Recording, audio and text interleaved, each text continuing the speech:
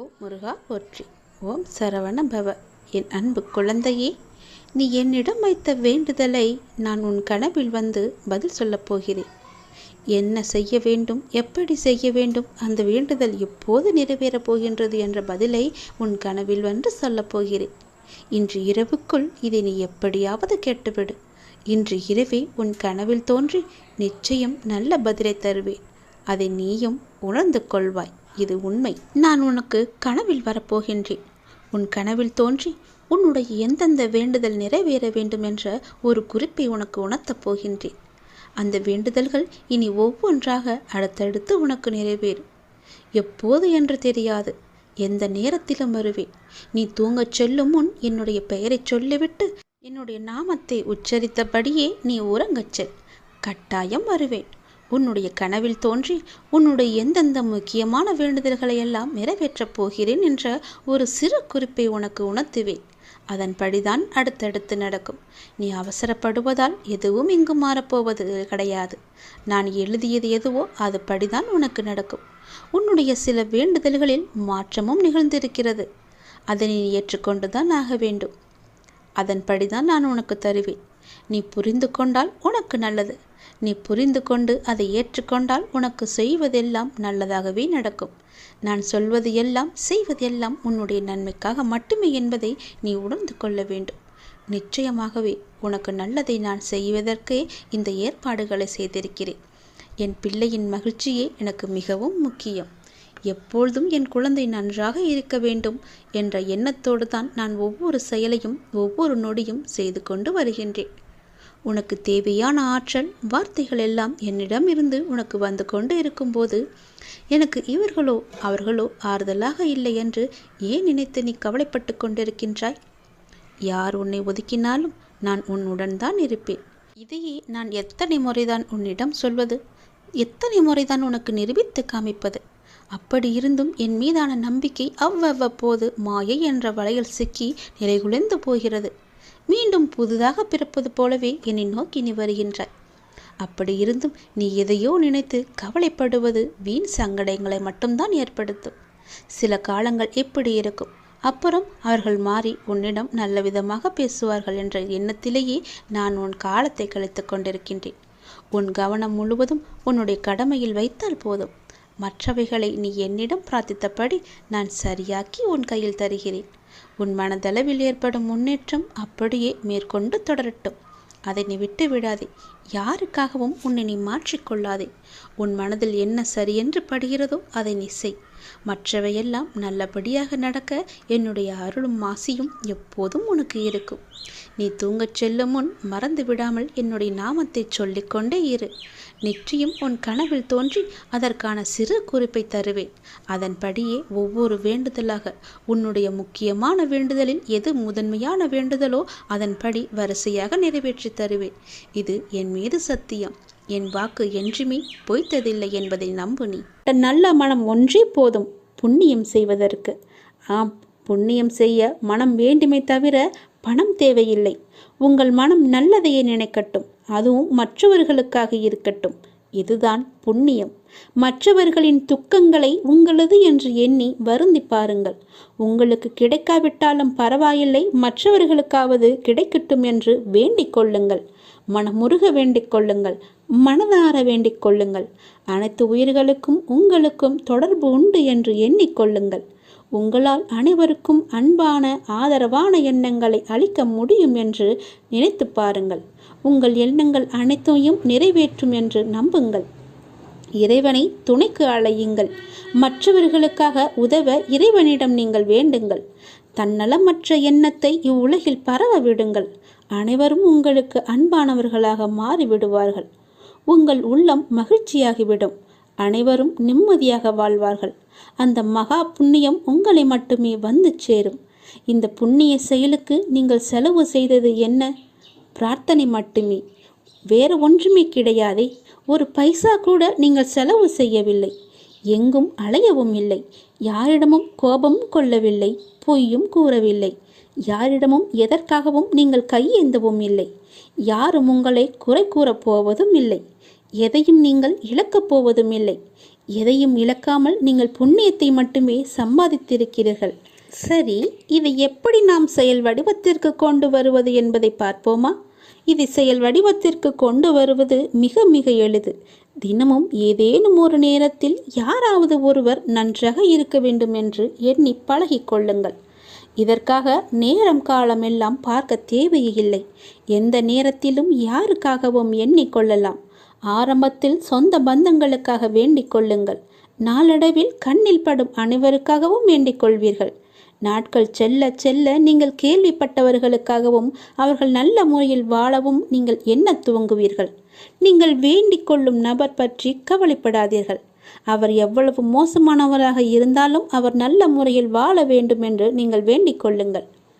ஒரு ஆம்புலன்ஸ் வண்டி சத்தம் கேட்கும் போதெல்லாம் அதில் பயணம் செய்பவர் நல்ல முறையில் குணமடைய இறைவனை வேண்டிக் கொள்ளுங்கள். யாரோ ஒருவர் விபத்தில் அடிபட்டு விட்டார் என்று கேள்விப்பட்டால் அவர் உடல் நலம் பெற எண்ணிக்கொள்ளுங்கள்.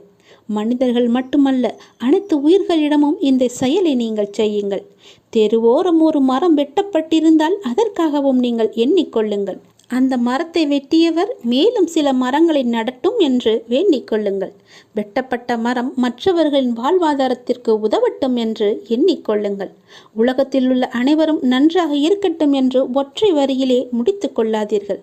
ஒவ்வொருவரையும் நினைவில் வைத்து தனிப்பட்ட முறையில் அவர்களுக்காக நீங்கள் நன்மைக்காக வேண்டிக் கொள்ளுங்கள். இதுபோல் அகண்ட பிரார்த்தனையை மேற்கொள்ளுங்கள். மிக பெரிய புண்ணியம் உங்களை வந்து சேரும். இப்படியெல்லாம் செய்ய முடியுமா கேட்டால் நிச்சயமாகவே செய்ய முடியும். இந்த எண்ணங்களுக்காக நீங்கள் பணமாக செலவு செய்ய வேண்டியது எதுவுமே கிடையாது. ஆனால் இதன் மூலம் கிடைப்பதோ மிக பெரிய புண்ணியம். எனவே புண்ணியம் செய்ய எதுவும் பணம் ஏதும் தேவையில்லை. நல்ல எண்ணங்களுடன் கூடிய நல்ல செயல்கள் மட்டும் இருந்தால் போதும். நல்ல மனம் இருந்தால் போதும். எல்லாமே உங்களை தேடி தானாகவே வரும். அந்த இறைவனை உனக்குள்ளே குடியேறி விடுவார். பிறகு என்ன? நீதான் கடவுள். நாம் கடவுளிடம் எது வேண்டுமானாலும் அவர் அமைதியாக இருப்பதற்கு காரணம் இருக்கும். நீங்கள் கடவுளிடம் பேசுவதை மட்டும் நிறுத்திவிடாதீர்கள். இறைவனிடம் நீங்கள் பேசுங்கள். இறைவனிடம் பேசும் வார்த்தைகள் மிகவுமே வலிமையானவை. இறைவனிடம் திரும்ப திரும்ப ஒரு விஷயத்தையே சொல்லும்போது அது கண்டிப்பாக நிறைவேறியே தீரும். இறைவனிடம் நீங்கள் கேட்கும் ஒவ்வொன்றையும் அவர்கள் கவனித்து கொண்டு தான் இருக்கிறார். உங்கள் பிரார்த்தனைகள் கண்டிப்பாக ஒரு நாள் நிறைவேற்றப்படும். அவருடன் பேசுவதை மட்டும் நிறுத்திவிடாதீர்கள். ஒரு விஷயம் நமக்கு நடக்க வேண்டும் என்றால் இறைவனிடம் முறையிட்டு கொண்டே இருங்கள். இது நடந்தே ஆக வேண்டும், இதை சரி செய்யுங்கள் அப்பா என்று சொல்லிக் கொண்டே இருங்கள். நிச்சயமாகவே அவர் உங்கள் பிரார்த்தனையை நிறைவேற்றி தருவார். நம்பிக்கையோடு இருங்கள். அவர் நடத்தி தருவார் என்ற நம்பிக்கையோடு இருங்கள். நம்பிக்கை இருந்தால் அந்த வானமும் நமக்கு வசப்படும். இந்த பிரபஞ்சத்தையே ஆளும் மிக பெரிய சக்தி உங்களது தேவைகளையும் கண்டிப்பாக நிறைவேற்றும். இறைவனால் நிறைவேற்ற முடியாத அளவிற்கு பெரிய பிரார்த்தனைகள் எதுவுமே கிடையாது. அவர்தான் அந்த பிரச்சனையை உருவாக்கியவர். உருவாக்கியவருக்கு பிரச்சனையை தீர்க்க தெரியாதா? உங்களுக்கு தேவையானதை கண்டிப்பாக அவர் வழங்கி கொண்டே இருப்பார். அதை யாராலும் தடுக்க முடியாது. இதுவரை இறைவன் கொடுத்ததற்கு இனி கொடுக்க போவதற்கும் என அனைத்துக்குமே நீங்கள் நன்றி சொல்ல வேண்டும். நன்றி சொல்ல மறவாதீர்கள். உங்களை கைப்பிடித்து வழி நடத்தி கொண்டிருக்கும் சக்தியை முழுமையாக நம்புங்கள். நீங்கள் யார் மீது ஒருவர் மீது நம்பிக்கை வைத்திருக்கிறீர்களோ அது முழுமையான தூய மனதுடன் கூடிய நம்பிக்கையாக இருக்க வேண்டும். எது செய்தாலும் அசைக்க முடியாத நம்பிக்கையாக இருக்க வேண்டும். அப்போதுதான் அவருடைய முழுமையான லீலைகள் நமக்கு தெரிய வரும். என்றுமே அது உங்களை கைவிடாது. உங்களுக்கு வேண்டியது அனைத்தும் வாரி வழங்கும். உங்களுக்கு வேண்டிய அனைத்தையும் பெற்று நீங்களும் உங்களை சார்ந்த அனைவரும் மகிழ்ச்சியோடு வாழ்வீர்கள். அதற்கு அவரே துணையாகவும் இருப்பார். நீங்கள் செய்ய வேண்டியது எல்லாம் அவரிடம் நீங்கள் தினமும் பேசிக்கொண்டே இருப்பது மட்டும்தான். என்ன அப்பா, எப்படி இருக்கிறீர்கள் என்று ஆரம்பித்து எல்லாவற்றையுமே பேசுங்கள். எல்லாவற்றிற்கும் அவர் நிச்சயம் பதில் தருவார். ஆனால் அந்த பதிலுக்கு நீங்கள் கொஞ்சம் காலம் காத்திருக்க வேண்டும். உடனடியாக நடக்க வேண்டும் என்றால் அது நடக்காது. சிறிது காலம் பொறுமையாகத்தான் இருக்க வேண்டும். இப்போது நீங்கள் செய்ய வேண்டிய மிக முக்கியமான காரியம் என்னவென்றால், உங்களுக்கான காரியங்கள் நிறைவேறப் போகும் இந்த நாட்களில் மிக பொறுமையாக இருப்பதுதான். நீங்கள் பொறுமையுடனும் நம்பிக்கையுடன் இருப்பதுதான் அவருக்கு நீங்கள் செய்யும் வழிபாடு. தொண்டு என்று கூட வைத்துக் கொள்ளலாம். அவர் உங்களிடம் வேறு எதுவுமே கேட்கவில்லை. நான் உங்களுக்கு செய்து தருகிறேன், அதற்கு பதிலாக நீங்கள் என் மீது நம்பிக்கையும் பொறுமையாக இருங்கள் என்று சொல்கிறார். நான் உன் அருகாமையிலேயே எப்பொழுதும் இருக்கின்றேன். உன்னை பார்த்து கொண்டு தான் இருக்கிறேன். உனக்கு என்ன நடக்கிறது? உன்னுடைய பிரச்சனை என்ன? நீ மகிழ்ச்சியாக இருக்கிறாயா இல்லை துன்பக்கடலில் சிக்கி கொண்டு இருக்கிறாயா என்று எல்லாமேவற்றையுமே நான் பார்த்து கொண்டு தான் இருக்கிறேன். நீ எதை பற்றியுமே கவலைப்படாதே. நான் உன்னுடனேயே இருக்கிறேன். தாளிடப்பட்ட கதவுகள் என்னை தடுத்து விட முடியாது. நீர் எங்கு இருந்தாலும் என் நினைவில் வைத்துக்கொள். என் நாமத்தை உச்சரி. உமக்கானதை நீ நிச்சயம் கிடைக்கப் பெறுவாய். இது எனது சத்திய வாக்கு. என் வார்த்தைகள் மீது நம்பிக்கை வைத்து நீ செயல்பட்டு கொண்டு இருக்கிறாய் அல்லவா? பிறகு எதற்காக நீ கவலைப்படுகிறாய்? என்றும் என்றென்றும் உங்களோடு நான் இருந்து கொண்டே இருப்பேன். இப்பொழுது இந்த நொடி நான் உன்னுடன் தான் இருக்கிறேன். நீ எங்கு வேண்டுமானாலும் பார். என் ரூபத்தை நீ காணலாம். உனக்கு நல்லது நடந்து கொண்டே இருக்கப் போகிறது. எனது அருளும் ஆசியில் யாரும் ஒன்றுதான். எனது பக்தர்களை பிரித்து பார்க்காதவன் நான். நம்பிக்கை பொறுமையுடன் அமைதி காத்து கொண்டிரு. என் பக்தனுக்கு எல்லாமே சாத்தியமாகும். நல்லதே நடக்கும். எனது அன்பு குழந்தையே, நீங்கள் கடந்து வரும் பயணத்தில் கடைசி நிமிடத்திலும் பொறுமையையும் புத்திசாலித்தனமும் தைரியமும் இருந்தால் எப்படிப்பட்ட துன்பத்தையும் எளிதாக நீங்கள் கடந்து விடலாம். காலச்சக்கரமானது சுழன்று கொண்டே இருக்கிறது. ஒவ்வொரு திருப்பத்திலும் வாழ்க்கையின் போக்கை மாற்றுகிறது. பருவங்கள் குளிர்காலத்துடன் முடிவடையாது. வசந்தம் துளிர்விடும் சிறப்புடன் திரும்புகிறது. சுழலும் சக்கரம் மேலும் கீழும் அசைவது போல ஒரு நீண்ட இரவுக்கு பின் அழகான ஒரு வெளிச்சம் வருவது போல ஒரு பிரகாசமான ஒளி உதயமாகும் இல்லவா? அது போலத்தான் உங்களுடைய இன்பங்களும் துன்பங்களும் நம்மை தவிர்க்க முடியாமல் பின்தொடர்ந்து கொண்டிருக்கின்றன. இவை எல்லாமே உன்னுடைய முன்ஜென்ம கர்மாக்கள். ஆனால் தொந்தரவு இல்லாமல் இருப்பது வாழ்க்கையின் முக்கியத்துவம். உண்மையை அறிந்து கொள்ளுங்கள். எதுவாக இருந்தாலும் அப்பாவின் பாதங்களை நீங்கள் சரணடைந்து விடுங்கள். அவருடைய பாதங்களை நீங்கள் பற்றி கொள்ளுங்கள். சதா காலமும் அவருடைய நாமத்தை நீங்கள் ஜபித்து கொண்டே இருங்கள். உங்களுக்கு வேறு எந்த பிரச்சனையும் வராது. எந்த கஷ்டமும் உங்களை நெருங்காது. காலம் கடந்தும் ஆட்சி செய்யும் இறைவனின் முழுமையை நீங்கள் அடைய முற்பட வேண்டும். அப்போதுதான் உங்களுக்கு வந்த கஷ்டங்கள் எல்லாம் துன்பங்கள் எல்லாம் காணாமல் போய் நிம்மதி கிடைக்கும். மகிழ்ச்சி நிலைத்து நிற்கும். அவருடைய நாமத்தை நேரம் கிடைக்கும் போதெல்லாம் ஜபித்து கொண்டே இருங்கள். உன்னுடைய முன்ஜென்ம கர்மாக்களை எல்லாம் அழிப்பதற்கு என்னுடைய நாமம் ஒன்றே, என்னுடைய திருநாமம் ஒன்றே உனக்கு சிறப்பான மருந்தாக இருக்கும். வந்த இடம் தெரியாமல் ஓடுவதற்கு, உன்னுடைய கர்மா வந்த இடம் தெரியாமல் ஓடுவதற்கு என்னுடைய நாமத்தை நீ ஜபித்து கொண்டே இரு. இடைவிடாது ஜபித்து கொண்டே இரு. விரைவாகவே உனக்கு ஒரு நல்ல செய்தியை நான் உனக்கு செவி வழியாக கொடுக்கப் போகிறேன். அதை கேட்டதும் எனக்காக ஒரே ஒரு தீபம் ஏற்று உன்னுடைய வீட்டில். வானளவில் உள்ள ஆழம்தான் இந்த உலகம்.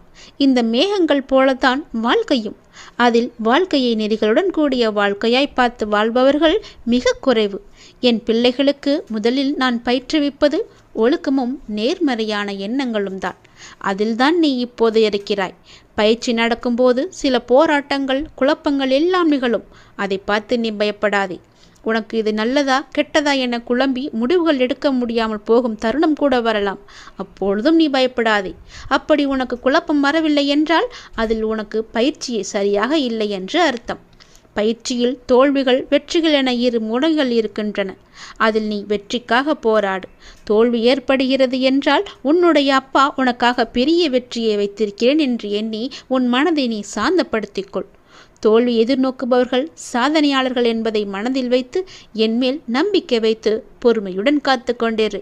விரைவாகவே நீ கேட்ட நல்ல செய்தியை நான் உனக்கு கொடுக்கப் போகிறேன். அந்த விரைவில் நல்ல செய்தி என் வழியே உன் வீட்டிற்கு வரும். உன் வீடு தேடி வரும். கவலையே படாதே. இனி நீ மகிழ்ச்சியாக இருப்பாய். அந்த செய்தி உன் செவி வந்து சேரும் நேரம் எனக்காக உன் வீட்டில் ஒரே ஒரு தீபம் ஏற்று. உன் தீபத்தின் வழியாக நான் உனக்கு காட்சி தருவேன். உன்னை சுற்றி பார்க்கும் இடமெல்லாம் நானே காட்சி தருவேன். எங்கு பார்த்தாலும் என்னுடைய ரூபமே உனக்கு தெரியும். அதிலிருந்தே நீ தெரிந்து கொள். எனக்கு அப்பனின் அருள் இருக்கிறது என்றும் அப்பன் சொன்னபடியே எல்லாம் நடக்கும் என்றும் உன் மனதை நீ தைரியமாக வைத்துக்கொள். சந்தோஷமாக வைத்துக்கொள். நீ கேட்ட நல்ல செய்திக்கான முதல் அறிகுறி என்னுடைய காட்சித்தான். ஒளியின் ரூபமாக நான் உன் வீட்டிற்கு வருவேன். வந்து உனக்கு காட்சி தருவேன். நீ எங்கு பார்த்தாலும் நான் உன் வீட்டில் முழுவதுமாக இருப்பேன். அப்பொழுது தெரிந்து கொள்ளலாம். நான் கேட்ட நல்ல செய்தியை கொடுக்க என் அப்பா தயாராக இருக்கிறார். அதை பெறுவதற்கு நான் தயாராக இருக்க வேண்டும் என்ற ஆர்வத்தோடு இரு, மகிழ்ச்சியோடு இரு. எல்லாம் எனக்கு தெரியும். நான் பார்த்து கொள்கிறேன். உனக்கானது உன்னிடத்தில் விரைவாகவே வந்து சேரும்.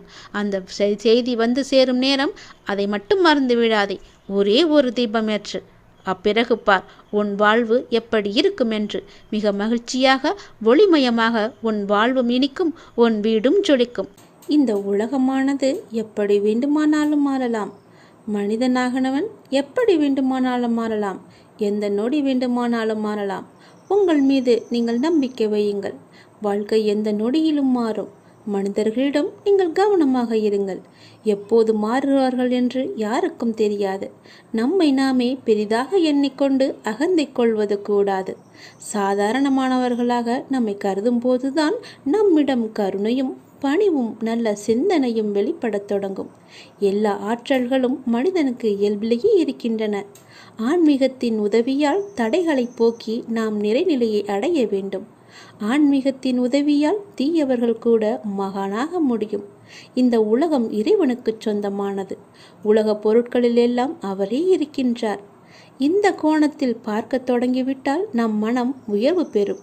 இங்கொன்றும் அங்கொன்றுமாக நுனிப்புல் மேய்வது போல ஒருபோதும் மேயக்கூடாது. வெற்றி பெறவும் முடியாது நம்மால். எல்லாவற்றையுமே முழுமையாக ஆராய்ந்து அதிலேயே ஈடுபட வேண்டும். கன நேரம் இன்பமாக ஏதோ ஒன்று கிடைக்கலாம். ஆனால் அத்துடன் எல்லாம் முடிந்துவிடும்.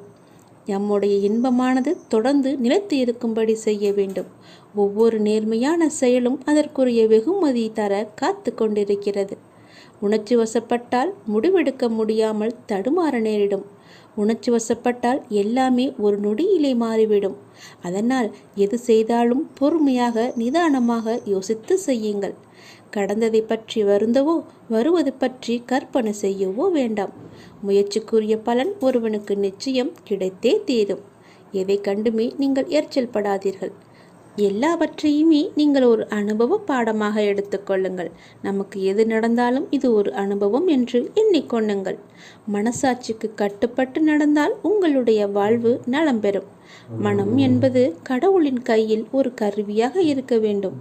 கடவுள் விரும்பும் வழிபாடு உழைப்பு ஒன்றுதான். அவருடைய விருப்பத்தை நாம் பூர்த்தி செய்ய வேண்டும். கடவுள் நம்பிக்கை ஒன்றே மனிதனுக்கு உண்மையான உதவி. கடவுளின் விருப்பப்படி நடக்கட்டும் என எல்லாவற்றையுமே விட்டுவிடுங்கள். உங்கள் தலைகளில் நீங்கள் பாரத்தை ஏற்றிக்கொள்ளாதீர்கள். உங்களுக்கு இன்று நடப்பது எல்லாமே அவருடைய விருப்பப்படிதான் நடக்கின்றது. அவர் விரும்பாமல் எதுவும் உங்களுக்கு நடக்காது. அதனால் அவர் விருப்பப்படி வருவதை அவருடைய போக்கிலேயே விட்டுவிடுங்கள். கடவுளிடம் எல்லாம் நன்றாக இருக்க வேண்டும் என்று பிரார்த்தனை செய்யுங்கள். எல்லாம் உங்கள் இஷ்டப்படியே நடக்கட்டும் என்று அவரிடம் விட்டுவிடுங்கள். நீங்கள் எது செய்தாலும் எனக்கு நன்மையாக மட்டும்தான் இருக்கும் என்று அவர் மீது நீங்கள் நம்பிக்கை கொள்ளுங்கள். மற்ற எல்லாவற்றையும் அவரே பார்த்து கொள்வார். நீங்கள் பயமின்றி நிம்மதியாக கவலைப்படாமல் சந்தோஷமாகவே இருக்கலாம். உனக்கு உள்ள பிரச்சனைகளை பற்றி எனக்கு தெரியாது என்று நினைத்து கொண்டிருக்கிறாய். உன்னுடைய பிரச்சனை என்ன, எப்படி வந்தது, எதனால் வந்தது என எல்லாமே எனக்கு தெரியும். உன் பிரச்சனைகளை நினைத்து நினைத்து உன் வாழ்நாளில் இருக்கும் நிம்மதியை இழந்து நீ தவித்து கொண்டிருக்கிறாய். உன் மனதை ரணப்படுத்தி கொண்டு எரிச்சல் பட்டு வாழ்க்கையையே ரணமாக்கி வைத்திருக்கிறாய். அதை எப்படி சரி செய்வது என்று தெரியாமல் இருண்ட காட்டில் நுழைந்தது போல திக்கிட்டு இருக்கிறாய். இதனால் வாழும் வாழ்க்கையே உனக்கு நரகமாக தோன்றுகிறது. ஒரு விஷயம் உனக்கு பிடிக்கவில்லை என்றால் அதை நீ விட்டுவிடு. விரும்பாமல் ஏற்றுக்கொள்வது சரியல்ல. உனக்கு நீயே செய்யும் தீமை. உனக்கு நீயே வேஷம் போடுகிறாய் என்ற அர்த்தம். உனக்கு அது நிம்மதி தராது. மற்றவர்களுக்கும் நிம்மதி இல்லாத சூழலை உருவாக்கும். அதை விட்டு நகன்று விடுவதுதான் சிறந்தது உனக்கு. அமைதியாய் போவதில் தவறு இல்லை. ஆனால் அந்த அமைதியை ஏற்க முடியாமல் சில பேர் இருப்பார்கள். காரணம், உன்னிடம் பேசி பழகிவிட்டார்கள். அவர்களுக்கு அது ஏற்றுக்கொள்ளக்கூடியதாக இருக்காது. அவர்கள் செய்யும் சில விஷயங்கள் வருத்தத்தை ஏற்படுத்தியது என்றால் மனம் வருந்தாமல் அமைதியாக நீ விலகிவிடு. அவர்களுக்கு நீ விட்டு சென்றதாக தோன்றும். உண்மையான காரணத்தை அவர்களுக்கு நீ உணர்த்த வேண்டுமென்று அலையாதே. உன்னை புரிந்தவர்களாக இருந்தால் அது அவர்களுக்கு தெரியும்.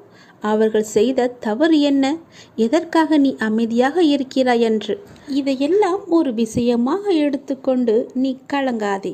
அதை மற்றவர்களிடம் கோபமாய் வெளிப்படுத்துகிறாய். அப்படி அவர்கள் என்ன செய்தார்கள்? கோபத்தையும் எரிச்சலையும் விடு.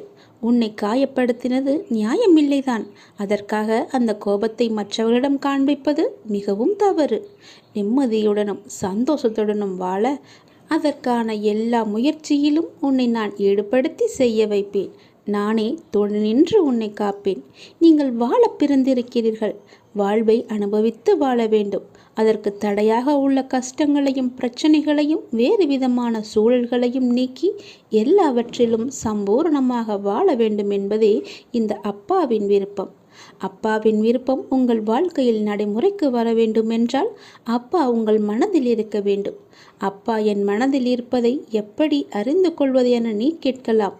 எந்த மனதில் அமைதியும் சாந்தமும் நிலவுகிறதோ, எந்த மனம் எப்போதும் அன்பினால் நெகிழ்கிறதோ, எந்த மனம் எப்பொழுதும் பொறுமை காக்கின்றதோ, எந்த மனம் அனைத்தையும் சகித்து கொண்டு போகிறதோ அந்த மனதில்தான் அப்பா முழுமையாக இருக்கிறார். சில நேரங்களில் கஷ்டம் கலங்கச் செய்யும், வேதனை திகைக்க வைக்கும், பிரச்சனைகள் மூழ்கடிப்பது போல தெரியும். ஆனால் திகைக்கக்கூடாது. எதையும் முன்ஜென்மத்து வினை என எடுத்துக்கொண்டு இனி வரும் நாட்களில் நாம் நன்றாக இருப்பதற்காக இந்த நிலையை அப்பா தருகிறார் என ஏற்றுக்கொள்ள வேண்டும். மனநிலை மற்றும் மாறுதல்களுக்கு மௌன சாட்சியாக இருப்பவன் இறைவன்.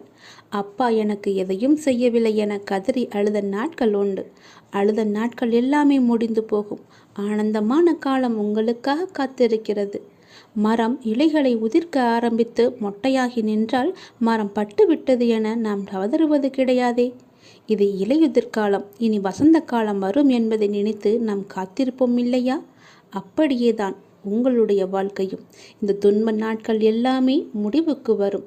முடிவுக்கு வந்து உங்களுக்கு இன்பம் சேரப்போகிறது. அன்றைக்கு நீங்கள் தகுதியாக இருப்பதற்கு இந்த கஷ்டம் என்ற பயிற்சி உங்களுக்கு அளிக்கப்படுகிறது. அப்பா எப்படி முழுமையானவரோ அப்படியே நீங்கள் முழுமையான தன்மை உடையவர்கள். அவரே முழுமையை நோக்கி உங்களை அழைத்து செல்வார். எதை பற்றியுமே நீ கவலைப்படாதே. உன்னோடு நான் எப்போதுமே இருப்பேன். உன் பிரச்சனைகளை நான் தீர்த்து வைக்கிறேன். எதை பற்றியுமே நீ கவலைப்பட்டு கொண்டே உன்னுடைய வாழ்வை நீ இழந்து விடாதே. நிறையவே பிரச்சனை இருக்கிறது. எதை சொல்லி எங்கே போய் அழுவது என்று தெரியாமல் நீ தினமும் புலம்பி தவித்து கொண்டிருக்கிறாய். எனக்கென்று யாருமே இல்லையே, நீங்களும் இருக்க மாட்டீர்களா அப்பா என்று என்னிடமே நீ கேட்கிறாய். உனக்கு யார் இல்லை? எல்லோருமே இருக்கிறார்களே. நீதான் அவர்களை புரிந்து கொள்ளவில்லை. யார் என்று சொல்கிறேன் தெரியுமா? அந்த கடவுளை தான் சொல்கிறேன். உனக்காக அம்மாவாக அந்த அம்மன் இருக்கிறார். அப்பாவாக அப்பன் ஈசன் இருக்கிறார். குருவாக நானும் இருக்கிறேன். உனக்காக எல்லோருமே இருக்கும்போது, உனக்காக அந்த கடவுள்களே இருக்கும்போது நீ ஏன் எனக்கு யாருமே இல்லை என்று சொல்கிறாய்? உன் கவலையை போக்க அந்த படைத்த இறைவன் எங்களுக்கு தெரியாதா? உன் பிரச்சனை என்ன என்பது எங்களுக்கு தெரியாதா? உன் பிரச்சனையை கேட்பதற்கு எவரும் இல்லை என்று நீ கவலைப்படாதே. உங்களுக்காக உனக்காக நாங்கள் எல்லோருமே இருக்கிறோம். எந்த பிரச்சனையாக இருந்தாலும் சரி, எங்களிடம் சொல். உடனே நாங்கள் தீர்வு கொடுக்கிறோம். உனக்காக, என்னுடைய குழந்தைகளுக்காக நாங்கள் எது வேண்டுமானாலும் செய்வோம். உன்னை படைத்தது யார் என்று நினைக்கிறாய்? உன்னை படைத்தது நாங்கள்தான். எங்களுக்கு தெரியாதா? நீ எங்கு, எப்போது, எப்படி பிறக்க வேண்டும், யார் வயிற்றில் பிறக்க வேண்டும், யார் உனக்கு அப்பாவாகவும் அம்மாவாகவும் இருக்க வேண்டும் என்று எங்களுக்கு தெரிந்துதான் நான் உன்னை படைத்தேன். நாங்கள் உங்களுக்கு செய்வது எல்லாமே நன்மையாகத்தான் இருக்கும். அதனால்தான் இவர்களுக்கு உன்னை பிள்ளையாக படைத்தேன். இப்போது நடந்தது, இதற்கு முன்பு நடந்தது, இனிமேல் நடக்கப் போவது எல்லாமே எங்களுக்கு தெரிந்துதான் நடக்கிறது என்பதை நீ ஏன் மறந்துவிட்டாய்? உன்னுடைய கவலைகளை பற்றி எங்களுக்கு தெரியாதா? உன்னுடைய பிரச்சனைகள் எல்லாமே தீரும் நேரத்தை நீ நெருங்கிவிட்டாய். நீ இதுவரை அனுபவித்தது பூர்வ ஜென்ம, முந்தைய ஜென்ம கர்மாவின் பலன்தான். மிச்சம் இருந்தது, அது இப்போது முழுவதுமாகவே தீர்ந்துவிட்டது. இன்னும் நான் உனக்கு நிறையவே கொடுக்கப் போகிறோம். அதை பெறுவதற்கு நீ தயாராக இரு. என்ன கஷ்டத்தை கொடுக்கப் போகிறீர்களா என்று தானே நீ கேட்கிறாய்? அவ்வளவு சோதனைகளை நீ தாங்கி இருக்கிறாய், அவ்வளவு பிரச்சனைகளை நீ பார்த்து இருக்கிறாய். கவலைப்படாதே. இனி வருவது உனக்கு பிரச்சனை அல்ல, உனக்கு கவலையும் அல்ல, உனக்கு சந்தோஷம்தான். உன்னுடைய பிரச்சனைகள் எல்லாமே முடிந்து விட்டது. அதற்கு தீர்வும் நீ கண்டு விட்டாய். இனி நடக்கப் போவது எல்லாமே உனக்கு ஜெயமாகவே இருக்கும், சந்தோஷமாகவே இருக்கும். நீ கேட்டது அனைத்துமே உங்களுக்கு கிடைக்கும்.